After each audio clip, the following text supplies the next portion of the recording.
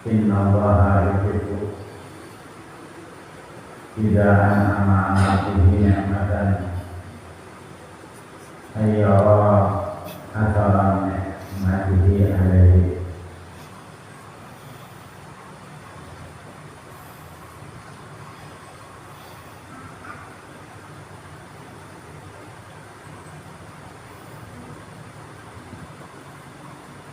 Hadis riwayat daripada Imran bin Husain. Imran bin Husain ini adalah salah seorang sahabat Rasulullah SAW yang beliau mempunyai penyakit bawasir.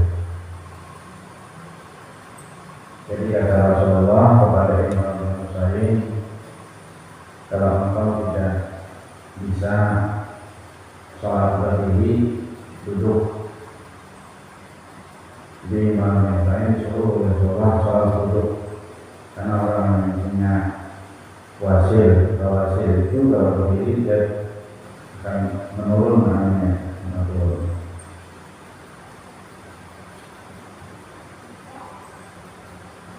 Kemudian kelebihannya yang luar biasa ini, kalau disebutkan namanya, lalu orang berdoa yang punya hutang minta lunasikan hutang, yang belum punya jodoh biar cepat jodoh, yang belum punya anak biar cepat punya anak, yang belum punya menantu biar cepat punya menantu, yang banyak punya adik sebelum 3 bulan minta. Itu kalau disebut nama Imran bin Husain. Kelebihannya Imran bin Husain. Nah, beliau meriwayatkan sebuah hadis bahwasanya Rasulullah SAW bersabda, Innallaha yuhibbu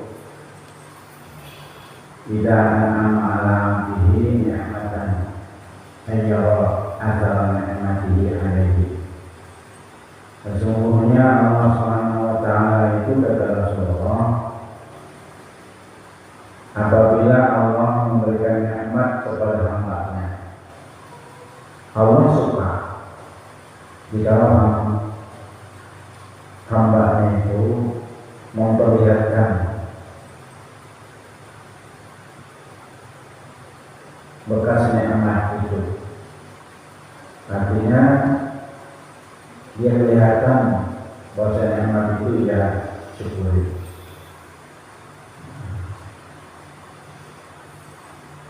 Kemudian dalam riwayat Abi Ahwas, tidak tahullahu malan fal yara asara ni'matihi 'alaika wa karamatihi. Ketika Allah memberikan kepada hamba-Nya akan nikmat harta, maka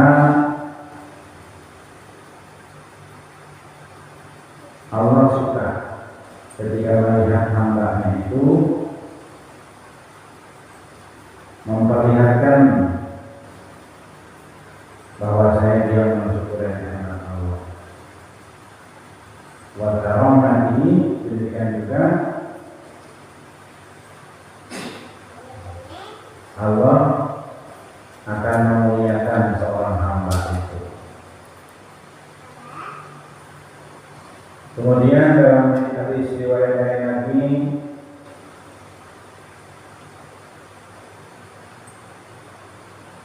An-Nawaha ta'ala yuhibbu minal 'abdi. Sesungguhnya seorang hamba, sesungguhnya Allah Ta'ala menyukai daripada hamba itu izhara ni'matihi, ketika hamba itu menzahirkan nikmat Allah di maksulihi pada masalah makanan, pengobatihi, pakaiannya, Faidah syakara linikmati, ketika seorang hamba itu mensyukuri nikmatnya, maka Allah akan membalas nikmatnya. Allah akan tambahi kenikmatan itu.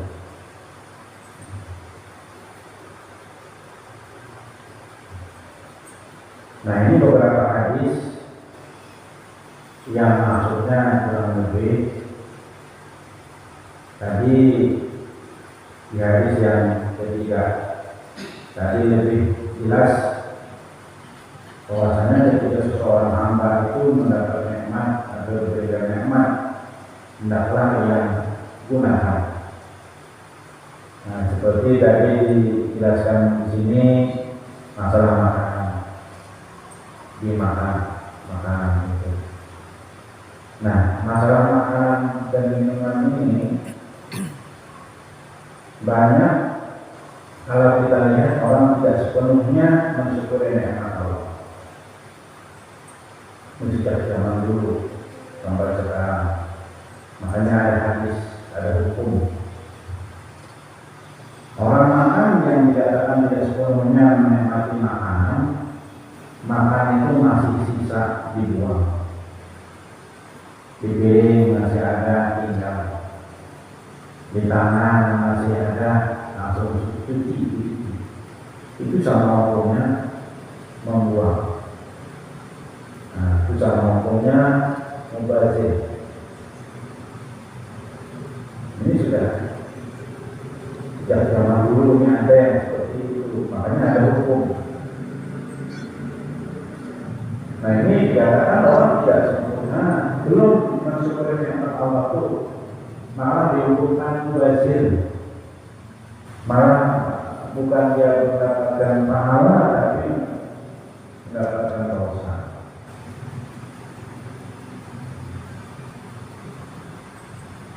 Sudah makanan ambil sendiri,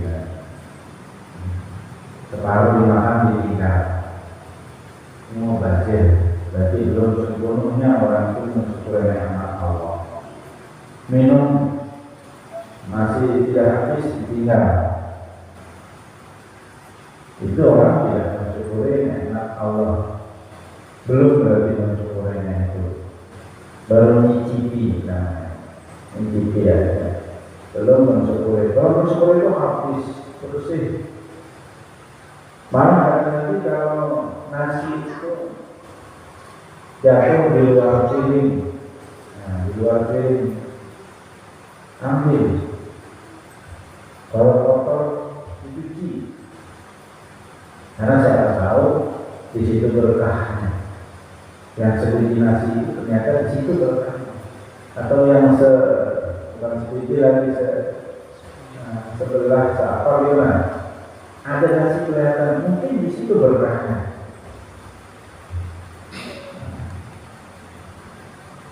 Mungkin di situ berkahnya. Jadi orang dapat penyakit itu bukan karena faktor makanan yang dia makan, tapi sebagai hukuman dia tidak mensyukuri nikmat Allah. Apa kata Allah dalam Al-Quran? Saya catatkan ta'zinakum, kalau kalian bersyukur atau akan tambahi, walai kafartum inna adzabi lasyadid. Jika kalian syukur, tunggu azab seperti ini. Azab dunia ini sudah begitu, belum lagi azab akhirat.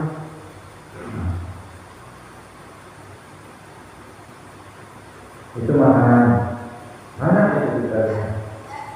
Jadi bukan hanya sekarang seperti zaman dulu, zaman Rasulullah itu sudah ada mereka yang seperti itu, makan masih di tangan masih banyak, dicuci, dipiring masih. Itu artinya belum sempurna orang yang suka nikmat Allah. Kemudian yang kedua, bisa juga dia dihukumkan sombong. Bakal habis keadaan orang yang kelaparan, orang miskin, habis itu orang miskin makan, bersih piringnya, kelaparan, bukan begitu. Nah, tapi menyuruh kalau di tangan itu masih ada jangan mencuci, dikecup. Karena yang sudah pecah-pecah itu kan nggak mungkin diapain lagi itu kan. Hanya bersih kalau dengan dikecup tangannya. Mengecupnya dari mana? Mengecup dari kelingking terus sampai ke lutut. Itu sunnah Nabi. Kalau orang tidak tahu hukum itu gigi. Nah, apa gigi? Tangan kita sendiri. Bilang gigi, rakus kayak orang kelaparan. Kenapa? Makanya orang makan lapar. Kalau tidak lapar, tidak dimakan. Salah juga. Ini mubazir. Nah, lalu disitulah Allah mendatangkan penyakit sebagai bentuk kutukan namanya. Kalau pelanggaran itu kutukan.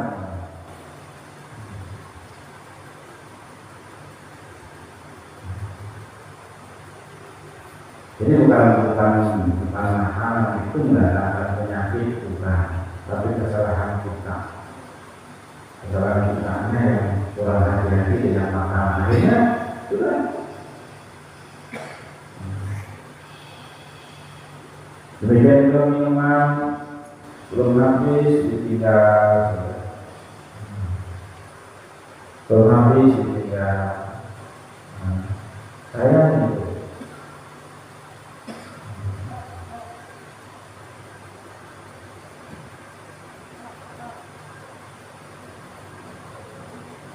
Nah, kalau minuman itu semua minuman yang putih kayak kopi, yang teh, apa, jus ya. Itu kan cara minum yang diajarkan oleh Rasulullah. Minum seperti biasa misalnya kita orang Bismillahirrahmanirrahim. Mau minum itu baca Bismillahirrahmanirrahim. Setelah ditelan airnya, alhamdulillah. Minum Bismillahirrahmanirrahim, minum lagi, telan airnya, alhamdulillah. Minum lagi sekali, Bismillahirrahmanirrahim, telan airnya, alhamdulillah. Maka kata Rasulullah, ketika orang minum seperti itu, air yang dia minum, itu tidak akan mendatangkan penyakit. Seandainya di air itu ada penyakit, dia penyakit itu akan pergi sendiri. Kalau misalnya minuman itu ada mata-mata jangan diambil apa, wah minum nih. Tapi orang lain minum minyak, dia malu kepada Allah. Malu ini penyakit ini malu. Orang menyebut nama Allah, orang menyebut nama Allah ketika meminum dia malu. Penyakit itu akan menghilang sendiri. Itu riwayat. Mau percaya yang mana? Karena ada mitos. Ini belum apa. Kalau minum air jangan habis-habis, tinggal dikit paling bawah. Kalau itu ada racunnya, ada manfaatnya, turun ke bawah. Namanya, dia tidak ikut minum. Itu mitos. Kalau makan wadai, sanggar, ujungnya jangan dimakan, buang ujungnya. Karena mungkin itu turun ke bawah. Itu mitos. Saya bukan mendengar kabar, tapi telinga saya yang mendengar dari orang-orang dulu. Ini berkapalnya. Jadi ya, kalau makan minum bukan malah menyuruh ingat kepada Allah, masuk mubazir. Akhirnya bukan kutukan Allah jadinya itu asal penyakit.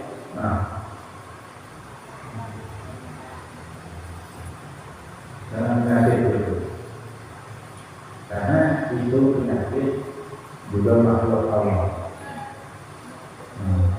Itu penyakit juga diizinkan oleh Allah untuk membinasakan hamba-Nya yang lupa kepada Allah. Itu penyakit berteman dengan syaitan. Itu penyakit berteman dengan jin. Itu dan syaitan minta izin memang minta izin kepada Allah. Iblisnya minta izin ketika dia dilaknat oleh Allah. Kata Iblis, la ughwiyannahum ajma'in illa ibadakal mukhlasin. Saya minta izin kepada Allah untuk menggoda mereka, untuk membinasakan mereka, untuk mencelakakan mereka. Illa ibadah kami hubungan mukhlasin, kecuali hamba Engkau yang ikhlas dan bersih. Hamba yang ikhlas ketika dia minum Bismillahirrahmanirrahim, ketika dia makan Bismillahirrahmanirrahim, selesai makan, selesai minum Alhamdulillah. Jadi itu ada resep dari Nabi. Kalau minum itu jangan sekaligus satu gelas sudah bernapas habis, tambah lagi. Apalagi es panas, wah ya sudah berdiri lagi, dah. Pulang ke rumah sampai kepala. Itu parah. Asal orang naik. Nanti kesebutan datang lagi. Itu akibatnya.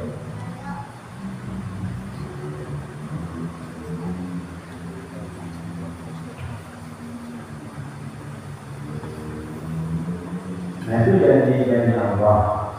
Sebenarnya ini untuk bertahap. Saya dari itu. Bismillahirrahmanirrahim. Minum, selang, alhamdulillah. Apa alhamdulillah masih bisa masuk. Ayat ini masih bisa masuk. Coba kalau bisa masuk lagi. Nah, ya,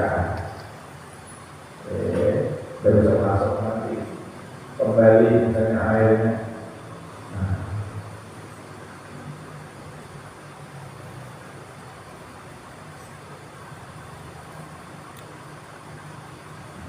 Bismillahirrahmanirrahim. Selang alhamdulillah. Lagi Bismillahirrahmanirrahim. Selang alhamdulillah. Jadi nanti lagi. Begitu lagi minum tiga. Tiga.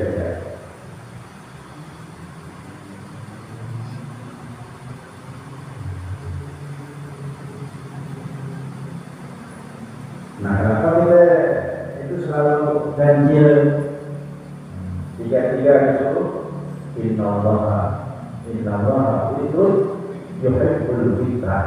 Saudaranya, Allah itu ganjil, Allah itu satu pesan. Allah senang kalau ganjil. Terus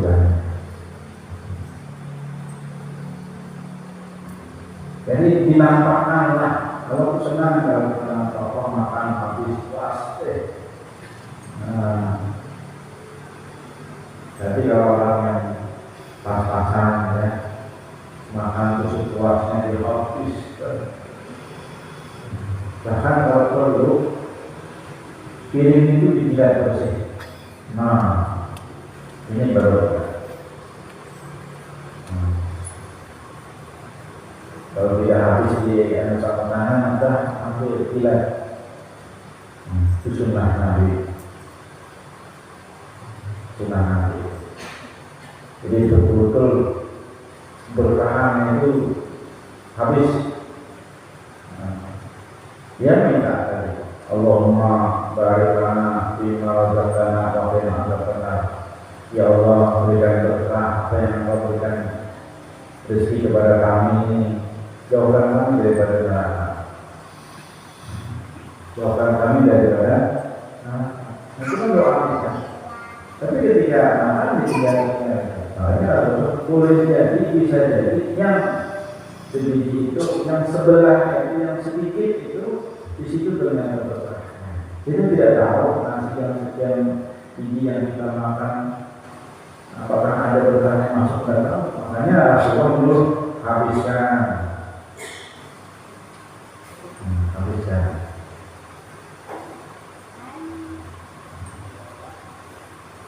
Ini orang Arab itu yang makan, karena dia kehidupan mereka berkah, betul-betul melakukan berkah ya Allah. Kehidupan mereka berkah, dan itu mereka merasa ini berkah doa Nabi Ibrahim. Seperti itu mengajarkan. Nabi Ibrahim minta supaya diberikan rezeki buahnya saja.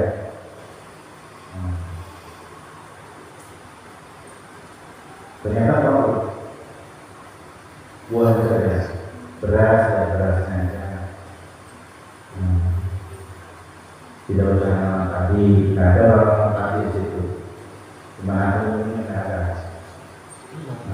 Buah-buahan pisang, buahnya aja, tidak ada orang pisang itu. Selengkap-lengkapnya buah di sana. Di Indonesia tidak bisa ada.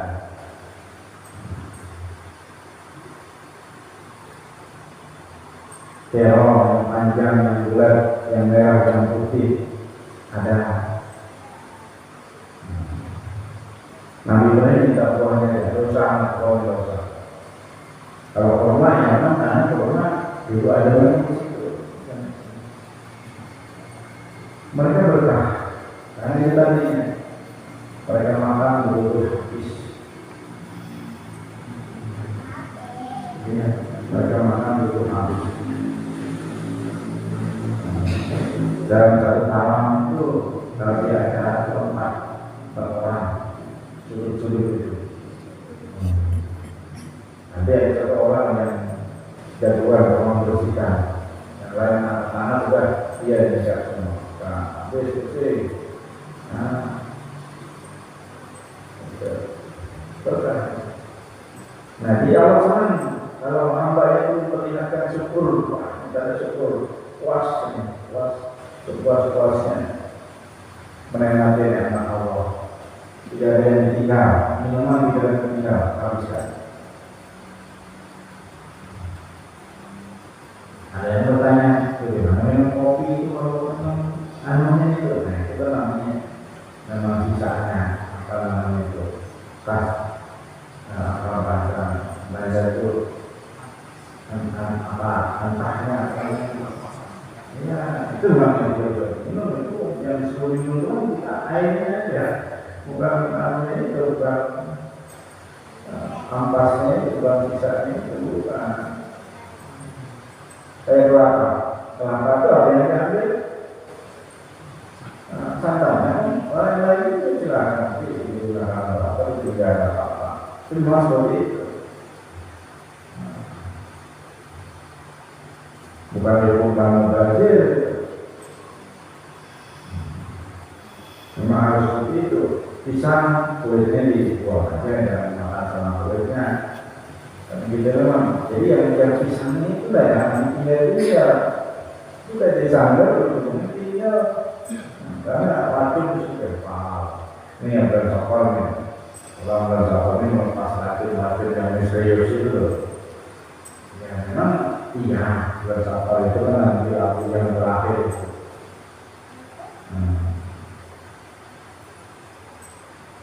360.000 macam penyakit turun. Rabu yang terakhir di tanggal berapa?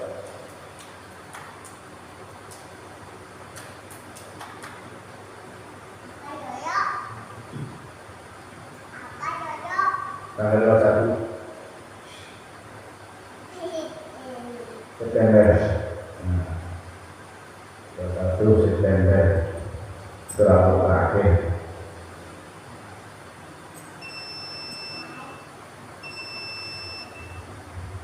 Nanti siapa yang mau ikut perjalanan pagi setelah isyraq, setelah Rabu pagi setelah isyraq, usaha subuh ke matahari. Kita ada sholat sunnahnya, berdoa supaya dihindarkan dari bala itu. Kita menolak bala ya keturunan, kita dihindarkan. Insyaallah. Nah kemudian yang kedua pakaian, syukuri makan, gitu kan? Pakaian itu.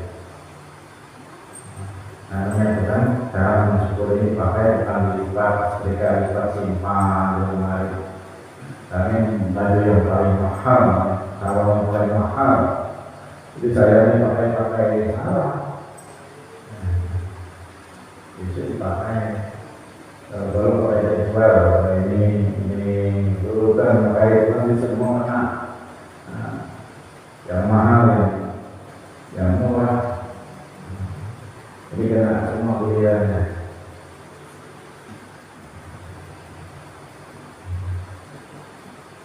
Nah, karena yang sudah sobek jangan pakai. Kalau sudah tidak bisa lagi ditanggulangi, nah dia tidak bisa, tinggalnya tidak apa-apa. Kalau masih sobek, masih bisa dijahit, masih bisa diamankan. Karena jangan dibiasakan kita pakai pakaiannya yang sobek. Ini keteknya robek, pakai aja, misalnya. Tahu juga, jarang juga, asalnya di dalam juga, jangan. Itu namanya walimayu. Kalau orang biasa seperti itu mewarisi fakir, mewarisi miskin. Jangan, kalau belum dijahit jangan pakai dulu. Baju kaos bolong sudah anunya nih belakang. Bukan diketik lagi, bolong dipakai, walaupun jadi lapisan dalam aja. Baju putih kan kelihatan. Jangan, itu mau isi kopi dan dipakai lah kita. Kalau sudah belum dijahit, kalau bisa dijahit tinggal aja. Bayang keteknya oleh baju kaos sebagai biasa. Jangan dipakai, itu mewarisi fakir. Nah, apalagi alat dapur, sendok sudah patah, tidak dipakai. Yang biasa sisir itu kalau satu di antara mulut patah jangan pakai. Itu mewarisi fakir. Aku masih bisa disisir-sisirkan nih. Tapi salah satu orangnya itu sudah patah, gitu kan? Ada yang patah sudah. Nah, itu mewarisi fakir.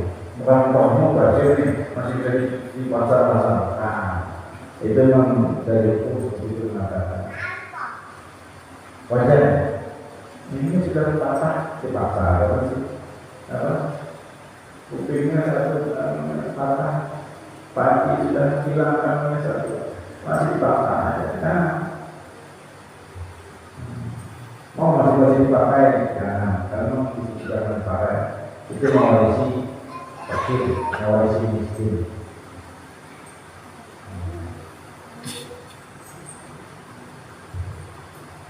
Dan ada batas-batasannya.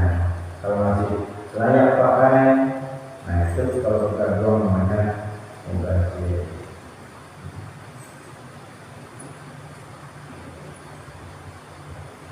Piring menjadi belah, nah itu dipakai. Itu juga jangan. Jelas sudah ompong, ambil ini ada yang lupa bibir. Nanti dipaksa aja.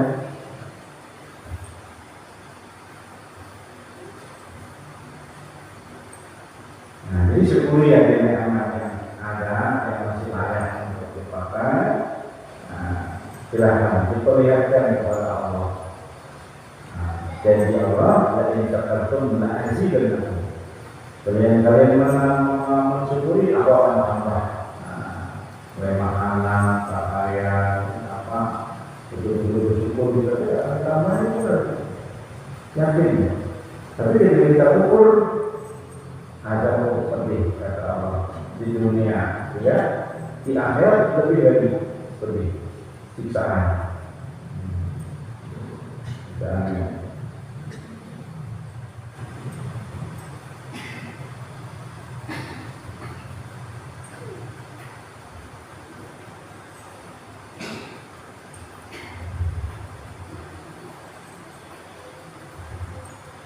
nah, jadi ketika kita betul-betul kelihatan menampakkan masuk ke nikmat Allah, nah Allah senang, Allah betul-betul senang.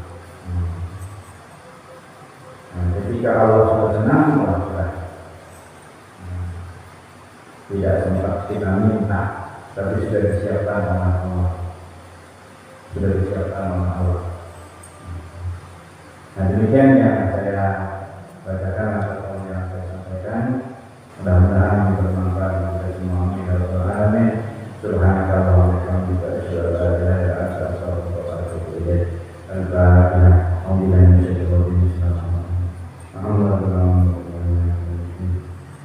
ya kenal ya kenal saya amin ya Allah ya Rabbal alamin. Allahumma shalli wa sallim ala sayyidina Muhammad wa ala alihi wa sahbihi.